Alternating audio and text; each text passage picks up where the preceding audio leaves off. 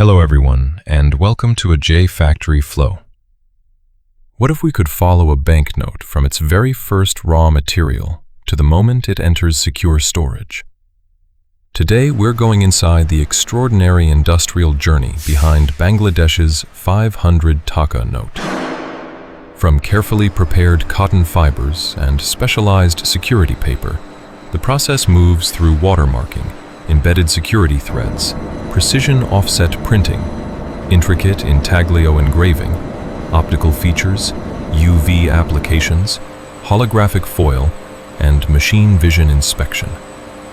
Then, enormous printed sheets are precisely cut, counted, bundled, wrapped, and transferred into secure storage. Every stage demands extraordinary precision, controlled machinery, and rigorous quality inspection.